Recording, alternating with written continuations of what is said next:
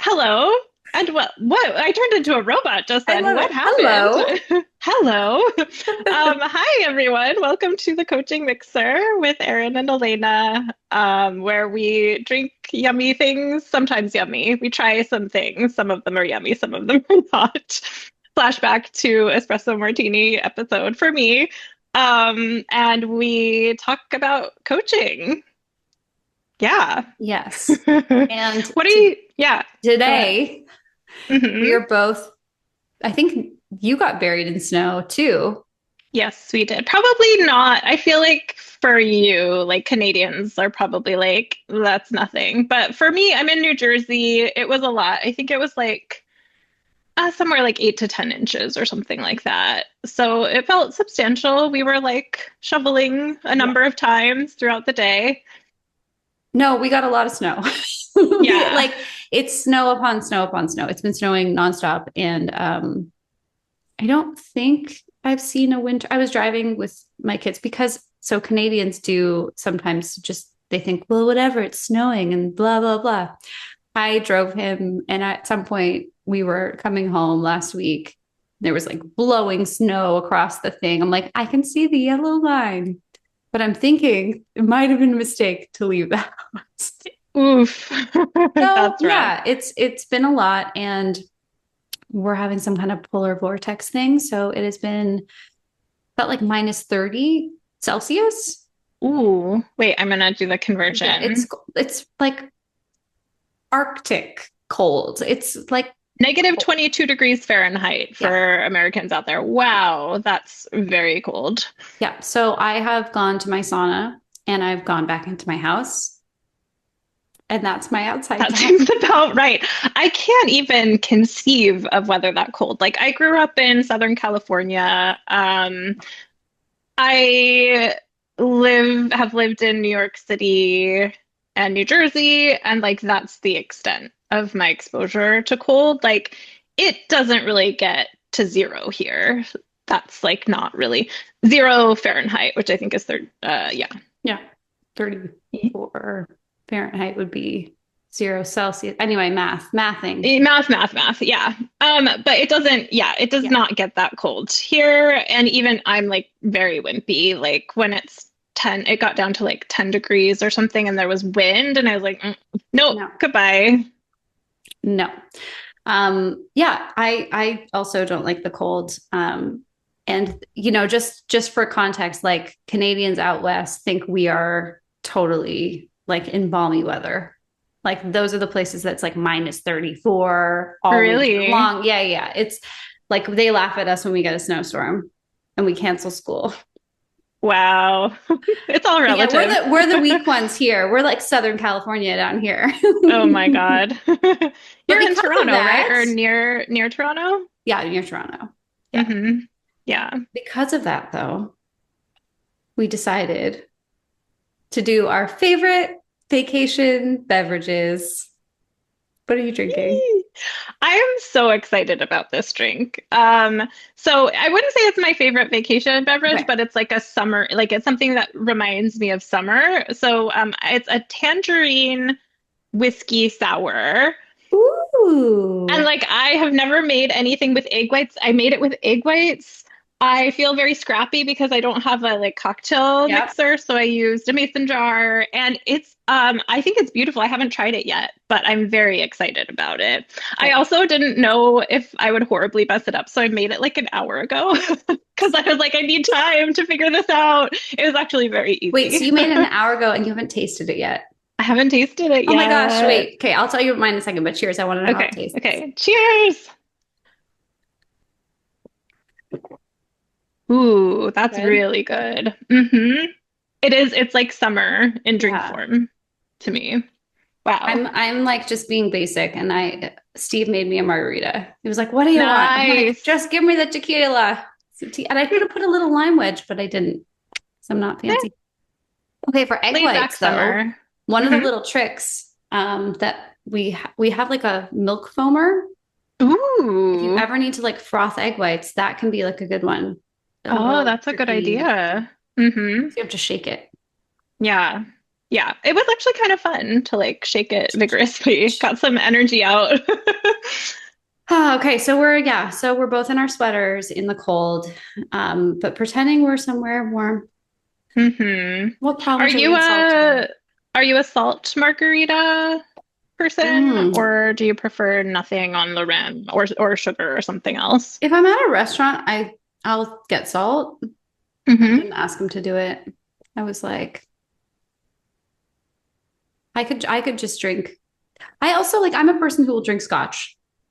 So like hmm I don't need the I feel like if the tequila isn't great, then sometimes you need salt. But like this Oh, is nice. This is a nice tequila. yeah, Yeah, nice. not fancy looking, but delicious. Looks very refreshing and tasty. Mhm. Okay, so while we're on vacation here, what problems are we solving today? What are we talking about? What's on your mind?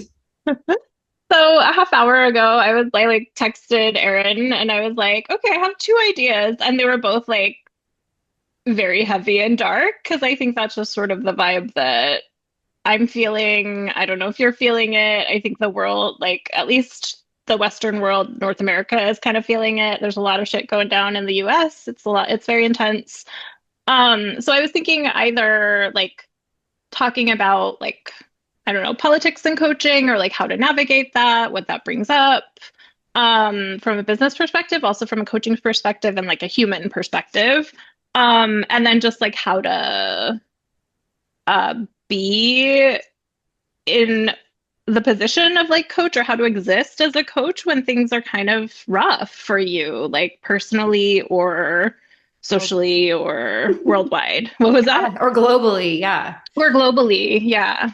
I think it's a really important topic, and I think it's like we're mixing like something kind of like fun vacation cocktail with, maybe a heavier topic, but I think it's a valid thing to talk about because a lot of people I've watched like just from what we're witnessing, being outside of the US, um, I notice a lot of people just feel very frozen. Like they don't want to necessarily share anything about what they're doing with their businesses. They don't feel like it's a good idea to promote themselves or do the marketing that they would normally do because it just can feel like, is this so tone deaf in the face of what feels very hard and heavy and like world changing?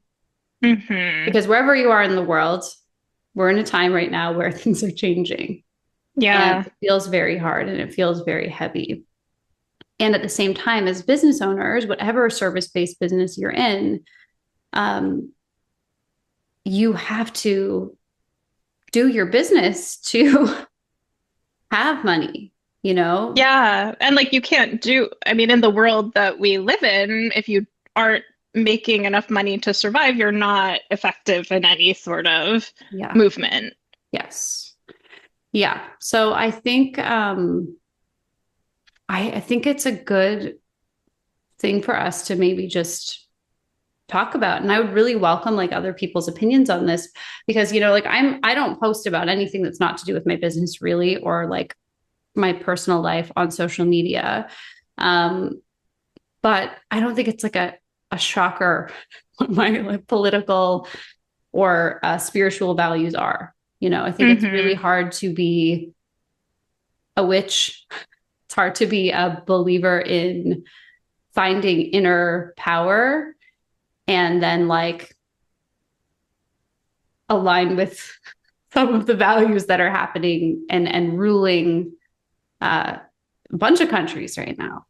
Yeah. So I don't think it's like a big surprise, but at the same time, I notice that I have to tell myself, like, if I'm not in my marketing space to create something of value, to share some way that I can help people, to ideally like help my clients who are in the static and also trying to make sure their businesses can go through this very rough and rocky time. um, it's really easy for me to be like em- empathically like leaking energy and feeling despair and falling into despair. So I know for myself, I have to be really careful about how much I'm consuming and really know the difference for me between like being informed and kind of, I this is maybe really cynical, but like giving all of these platforms like social media where I do my marketing, giving them my eyeballs and attention, knowing that they're just cashing that in. I don't Like think the that's register is cynical. ringing. I think that's the reality. Yeah. How do you how do you tell the difference between those things? Because like I'll be transparent, I'm still navigating this. Like I don't know that I have answers here. I have like answers that I've thought through for myself, but I'm open. I mean, I wish I had a clean answer. I think it's more like, I think we all know what it feels like to doom scroll. Hmm. Like Oh yeah. there is an energetic quality to doing that. And I notice, like, at least for myself, if I am getting on social media and I'm going like do, and I'm checking all the things and I'm feeling despair without contributing something, even if it's like contributing something like cute, like my kid last night grabbed my book and was like, this is what I want to read for bedtime. And I was like, okay, that's cute. That I feel like is a cute thing to share. It's like a little moment of my like 8-year-old peeking over my book. That felt like something joyful that's part of my world that I can like put out there. But if I'm only consuming and I'm not creating, that's usually a good cue for me. Mm-hmm. Yeah. Because when I just think like maybe because we're coaches too, part of what we're giving people when we're with them is our energy and our attention. And when that gets so severed and consumed by, you know, what, the shitstorm? What are we calling this? It takes away the like moments of clarity and energy that we could bring to our clients who hopefully affect a lot of people and like create a ripple result from that position. Mm-hmm. So I don't know. I guess it's like it's not a tidy answer, but it's like how I keep myself on the. I also try not to get my news from social media. Yeah. Because then it's like all the fact checking. And then, like, is this AI? Mm-hmm. Is this somebody who's just saying a thing to get a reaction, to get more views, to get paid? Like, I do get into that cynical loop of like, what is the benefit of this person who's sharing this thing? Mm-hmm. Yeah. And yeah. So, Was you not like, was you kind of separating your political life from your business? Was that like a conscious decision that you made?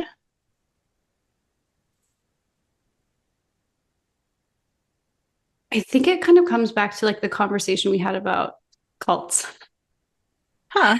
Like, I like the reason I don't lead in my marketing with like my religious beliefs or my spiritual beliefs Mm-hmm. is because I want to be open for people who are willing to examine their thoughts and their beliefs. Mm-hmm.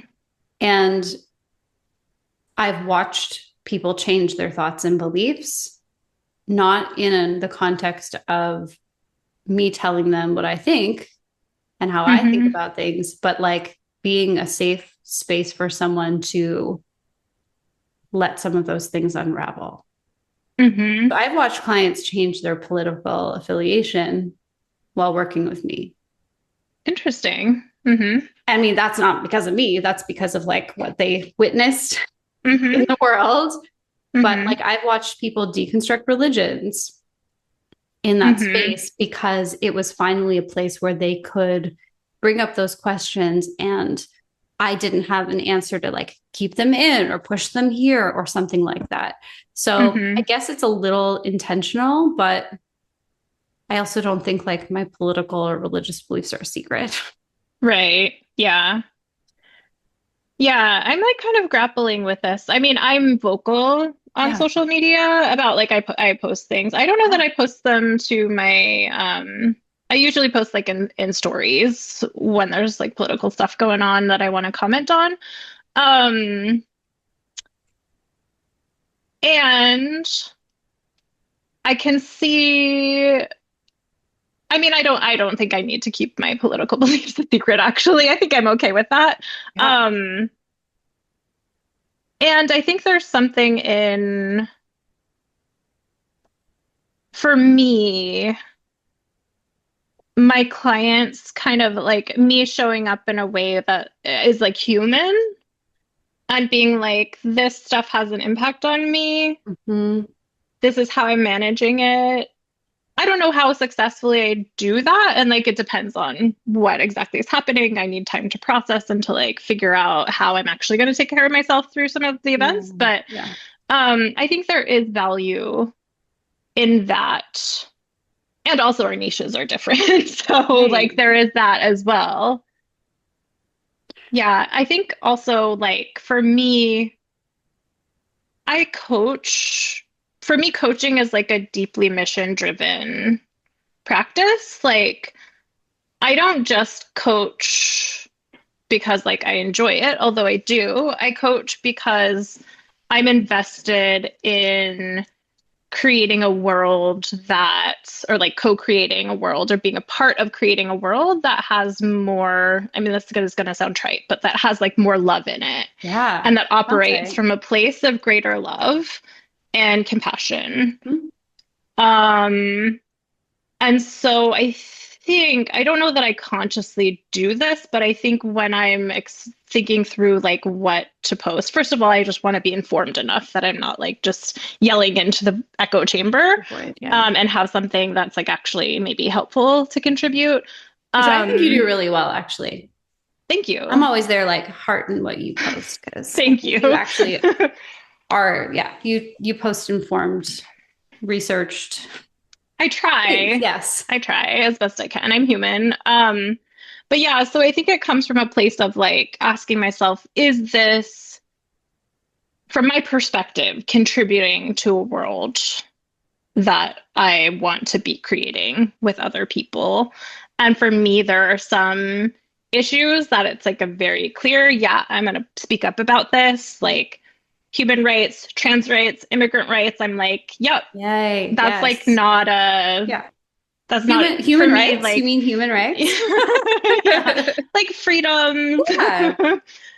freedom for like women to be business owners. Like there are things that I'm like, yeah, this is for me it's like Isn't it crazy it's how that's though political? Like how people think that that's, yeah. oh, you're getting political. It's like, what?